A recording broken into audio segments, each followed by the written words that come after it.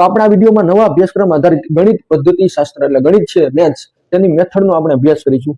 મિત્રો ગણિતના છે તે ટોટલ 30 માર્કનું ગણિત આપણે એક્ઝામમાં પૂછવાનું છે. અહીંયા તમને ફર્સ્ટ ક્વેશ્ચન આપેલો છે, ગાણિતિક જ્ઞાનના સ્વરૂપો કેટલા છે? તો અહીંયા બે તમને આપેલા છે, સંકલ્પનાત્મક જ્ઞાન અને કાર્ય પ્રણાલી. ગાણિતિક જ્ઞાનના સ્વરૂપો કેટલા છે? તો સંકલ્પનાત્મક જ્ઞાન અને કાર્ય પ્રણાલી. પહેલો પ્રશ્ન શું છે મિત્રો? ગાણિતિક જ્ઞાનના સ્વરૂપો કેટલા છે? પહેલો પ્રશ્ન છે સંકલ્પનાત્મક જ્ઞાન અને કાર્ય પ્રણાલી, ખાસ યાદ રાખજો. બીજો પ્રશ્ન છે આગમન પદ્ધતિના સોપાન જણાવો. આગમન પદ્ધતિના સોપાન જણાવો. કેટલા છે આગમન પદ્ધતિના સોપાન? તો પહેલું છે માહિતી, ઉદાહરણ કે પ્રશ્નોની કોષ્ટક કે અન્ય રીતે રજૂઆત. માહિતી, ઉદાહરણ કે પ્રશ્નોની કોષ્ટક કે અન્ય રીતે રજૂઆત. બીજો પોઈન્ટ છે માહિતીનું વિદ્યાર્થી દ્વારા અવલોકન. બીજો પોઈન્ટ શું છે મિત્રો? માહિતીનું વિદ્યાર્થી દ્વારા અવલોકન. ત્રીજો પોઈન્ટ છે માહિતીમાંથી સામાન્ય ઘટકો અલગ તારવવા. ત્રીજો પોઈન્ટ શું છે મિત્રો? માહિતીમાંથી સામાન્ય ઘટકો અલગ તારવવા. ચોથો પોઈન્ટ છે અલગ તારવેલા ઘટકોના આધારથી સામાન્યીકરણ કરવું. અલગ તારવેલા ઘટકોના આધારથી સામાન્યીકરણ કરવું. પછી પાંચમો પોઈન્ટ છે સામાન્યીકરણ દ્વારા સામાન્ય નિયમ તારવવો. અને છઠ્ઠો પોઈન્ટ છે તારવેલા નિયમની પુનઃ ચકાસણી કરવી. તારવેલા નિયમની પુનઃ ચકાસણી કરવી એટલે ફરીથી ચકાસણી કરવી. તો આગમન પદ્ધતિના મિત્રો આ 6 સોપાનો આપણે જોયા. કે પહેલો પ્રશ્ન હતો ગાણિતિક જ્ઞાનના સ્વરૂપો કેટલા છે? તો પહેલું હતું સંકલ્પનાત્મક જ્ઞાન અને બીજું છે કાર્ય પ્રણાલી.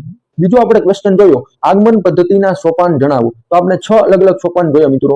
પહેલું હતું માહિતી, ઉદાહરણ કે પ્રશ્નોની કોષ્ટક કે અન્ય રીતે રજૂઆત. બીજો પોઈન્ટ છે માહિતીનું વિદ્યાર્થી દ્વારા અવલોકન. ત્રીજો પોઈન્ટ છે માહિતીમાંથી સામાન્ય ઘટકો અલગ તારવવા. ચોથો પોઈન્ટ છે અલગ તારવેલા ઘટકોના આધારથી સામાન્યીકરણ કરવું. પાંચમો પોઈન્ટ છે સામાન્યીકરણ દ્વારા સામાન્ય નિયમ તારવવો. છઠ્ઠો પોઈન્ટ છે તારવેલ નિયમની પુનઃ ચકાસણી કરવી. તો મિત્રો આગમન પદ્ધતિના આ 6 સોપાનો આપણે જોયા. પછી છે નિગમન પદ્ધતિના સોપાનો જણાવો. નિગમન પદ્ધતિના સોપાનો જણાવો. તો પહેલું સોપાન છે વિદ્યાર્થી સમક્ષ નિયમ કે સિદ્ધાંતની રજૂઆત. બીજો પોઈન્ટ છે સૂત્રમાં વપરાયેલ સંજ્ઞાઓ સંકેતોની સમજૂતી. ત્રીજો પોઈન્ટ છે વપરાયેલ વિવિધ સંજ્ઞાઓ સંકેતોની કિંમતો આપેલ પરિસ્થિતિમાંથી અલગ તારવવી. શું છે મિત્રો? વપરાયેલ વિવિધ સંજ્ઞાઓ સંજ્ઞાઓ અને સંકેતોની કિંમતો આપેલ પરિસ્થિતિમાંથી અલગ તારવવી. ચોથો પોઈન્ટ છે સૂત્રોમાં જરૂરી કિંમતો મૂકવી. ચોથો પોઈન્ટ શું છે મિત્રો? સૂત્રોમાં જરૂરી કિંમતો મૂકવી. પાંચમો પોઈન્ટ છે અંતિમ પરિણામ મેળવવું. પાંચમો પોઈન્ટ શું છે મિત્રો? અંતિમ પરિણામ મેળવવું. પહેલો પોઈન્ટ હતો નિગમન પદ્ધતિના સોપાનોમાં આપણે જોયું. છેલ્લો હતો અંતિમ પરિણામ મેળવવું. પછી જે પ્રોજેક્ટ પદ્ધતિના સોપાનો. તો પ્રોજેક્ટ પદ્ધતિમાં મિત્રો 5 સોપાનો અહીંયા તમને આપેલા છે. પહેલું સોપાન છે યોગ્ય પરિસ્થિતિનું નિર્માણ. બીજું સોપાન છે પ્રોજેક્ટની પસંદગી. ત્રીજું સોપાન છે પ્રોજેક્ટ કાર્યનું આયોજન કરવું. ચોથું સોપાન છે પ્રોજેક્ટનું અમલીકરણ કરવું. અને લાસ્ટ છે પ્રોજેક્ટનું મૂલ્યાંકન કરવું. તો 5 સોપાનો છે મિત્રો. પહેલું હતું યોગ્ય પરિસ્થિતિનું નિર્માણ. બીજું છે પ્રોજેક્ટની પસંદગી. ત્રીજું છે પ્રોજેક્ટ કાર્યનું આયોજન કરવું. ચોથું સોપાન છે પ્રોજેક્ટનું અમલીકરણ કરવું.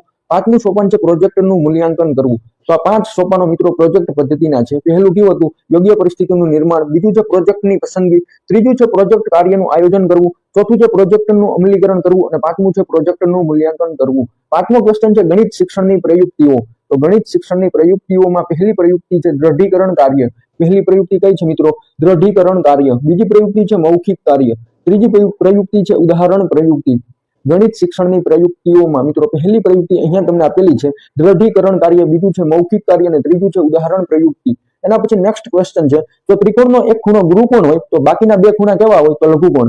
જો ત્રિકોણનો એક ખૂણો ગુરુકોણ હોય તો બાકીના બે ખૂણા કેવા હોય મિત્રો? લઘુકોણ. જો ત્રિકોણનો એક ખૂણો ગુરુકોણ હોય મિત્રો તો બાકીના બે ખૂણા કેવા હોય? લઘુકોણ. નેક્સ્ટ છે જો સમાંતર બાજુની એક જોડ સમાન હોય અને જ્યારે ખૂણા કાટકોણ ન હોય તો તે કયા પ્રકારનો ચતુષ્કોણ થશે? તો સમલંબ ચતુષ્કોણ. પ્રશ્ન શું છે મિત્રો? જો સમાંતર બાજુની એક જોડ સમાન હોય અને જ્યારે ખૂણા કાટકોણ ન હોય તો તે કયા પ્રકારનો ચતુષ્કોણ થશે? તો સમલંબ ચતુષ્કોણ. પછી જે ગણિત શિક્ષણનો મુખ્ય ઉદ્દેશ્ય શું છે? તો વિદ્યાર્થીઓમાં તાર્કિક અને વિશ્લેષણાત્મક વિચારસરણી વિકસાવવી. ગણિત શિક્ષણનો મુખ્ય ઉદ્દેશ્ય શું છે મિત્રો? વિદ્યાર્થીઓમાં તાર્કિક અને વિશ્લેષણાત્મક વિચારસરણી વિકસાવવી. 10મું છે આગમન પદ્ધતિ એટલે શું? તો વિશિષ્ટ ઉદાહરણ પરથી સૂત્રો તારવતા શીખવાડવું. આગમન પદ્ધતિ એટલે શું છે મિત્રો? વિશિષ્ટ ઉદાહરણ પરથી સૂત્રો તારવતા શીખવાડવું એટલે આગમન પદ્ધતિ.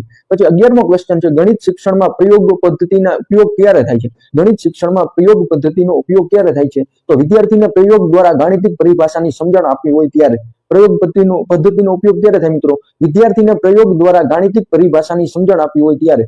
પછી જો એક સમસ્યા હલ કરવાનું પ્રથમ પગલું શું હોવું જોઈએ? તો સમસ્યાને સમજવી અને શું પૂછવામાં આવ્યું છે તે જાણવું. એક સમસ્યા હલ કરવાનું પ્રથમ પગલું શું હોવું જોઈએ? તો સમસ્યાને સમજવી અને શું પૂછવામાં આવ્યું છે તે જાણવું. નેક્સ્ટ છે અનુમાન અને પરીક્ષણ પદ્ધતિ શું છે? તો જવાબનો અંદાજો લગાવો અને પછી તપાસ કરવી કે તે કામ કરે છે કે નહીં. અનુમાન એટલે શું થાય મિત્રો? જવાબનો અંદાજો લગાવવો અને પરીક્ષણ એટલે અને પછી તપાસ કરવી કે તે કામ કરે છે કે નહીં. તો અનુમાન અને પરીક્ષણ પદ્ધતિ શું છે? તો જવાબનો અંદાજો લગાવવો અને પછી તપાસ કરવી કે તે કામ કરે છે કે નહીં. 14મો ક્વેશ્ચન છે ધોરણ 4 ગણિતના પાઠ્યપુસ્તકના કયા પ્રકરણના પાનાની કિનારીનો માપપટ્ટી તરીકે ઉપયોગ કરવા માટે જણાવવામાં આવ્યું છે? તો લાંબુ અને ટૂંકું. 15મો ક્વેશ્ચન છે ધોરણ 3 થી 5 ના ગણિતના પાઠ્યપુસ્તકોમાં દરેક પ્રકરણની શરૂઆતમાં આપેલા QR કોડને સ્કેન કરવાથી કઈ એપ્લિકેશન શરૂ થાય છે? દીક્ષા. મોસ્ટ ટાઈમ મિત્રો.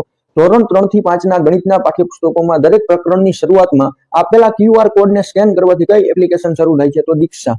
3/4 લીટર બરાબર કેટલા ml? તો 750 ml. 3/4 લીટર બરાબર કેટલા ml થાય મિત્રો? 750 ml. જો કોઈ રેખાખંડના બે અંત્ય બિંદુ વર્તુળ પર હોય તો તે વર્તુળની શું હોય? જીવા. જો કોઈ રેખાખંડના બે અંત્ય બિંદુ વર્તુળ પર હોય તો તે વર્તુળની શું હોય મિત્રો? જીવા. 18મો ક્વેશ્ચન છે કાગળમાંથી તૈયાર કરેલ અને ઉપર નીચેથી ખુલ્લા નળાકારના ખુલ્લા ભાગને લંબ રૂપે કાપતા કયો આકાર બનશે? લંબચોરસ. શું છે મિત્રો પ્રશ્ન?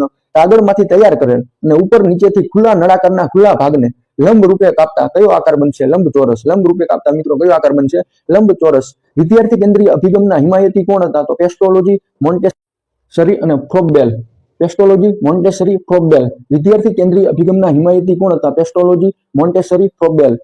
15મો ક્વેશ્ચન આપણે જોયો કે ધોરણ 3 થી 5 ના ગણિતના પાઠ્યપુસ્તકોમાં દરેક પ્રકરણની શરૂઆતમાં આપેલા QR કોડને સ્કેન કરવાથી કઈ એપ્લિકેશન ખુલશે? તો દીક્ષા. પછી 20મો ક્વેશ્ચન છે મૂર્ત ઉદાહરણો પરથી અમૂર્ત તારવવા આ ગણિત શિક્ષણની કઈ પદ્ધતિ છે? તો આગમન પદ્ધતિ. મૂર્ત ઉદાહરણો પરથી અમૂર્ત નિયમો તારવવા આ ગણિત શિક્ષણની આવશે મિત્રો. આ ગણિત શિક્ષણની કઈ પદ્ધતિ છે? તો આગમન પદ્ધતિ. 21મો ક્વેશ્ચન છે મધ્યવર્તી સ્થિતિનું ખૂબ જ ચોક્કસ અને આધારભૂત માપ કયું છે? મધ્યક.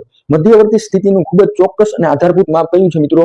મધ્યક. 22મો ક્વેશ્ચન છે બે અંકની સંખ્યાનું પૂર્ણાવર્તન કઈ પેડાગોજીથી શીખવાડવામાં આવે છે? તો રમત દ્વારા શિક્ષણ, પ્રવૃત્તિ દ્વારા શિક્ષણ અને અન્ય વિષય સાથે અનુબંધ. બે અંકની સંખ્યાનું પૂર્ણાવર્તન કઈ પેડાગોજીથી શીખવાડવામાં આવે છે? તો પહેલું છે રમત દ્વારા શિક્ષણ, પ્રવૃત્તિ દ્વારા શિક્ષણ, અન્ય વિષય સાથે અનુબંધ. 23મો ક્વેશ્ચન છે કોઈ પણ પ્રશ્નની અંદર છુપાયેલ રહસ્યનું અનાવરણ કરવાની પદ્ધતિ એટલે કઈ? તો પૃથ્થકરણ પદ્ધતિ.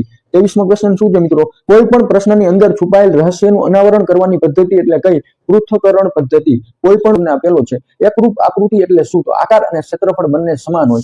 એકરૂપ આકૃતિ એટલે શું? તો આકાર અને ક્ષેત્રફળ બંને સમાન હોય. 25મો ક્વેશ્ચન છે વર્તમાનમાં કેટલા અધ્યાપન કૌશલ્યો છે? તો 22.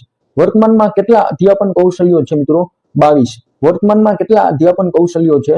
22. પછી એલન ડ્વાઇટે સ્ટેનફોર્ડ યુનિવર્સિટીમાં હાથ ધરાયેલ પ્રયોગમાં કેટલા અધ્યાપન કૌશલ્યો સૂચવ્યા હતા? તો 14.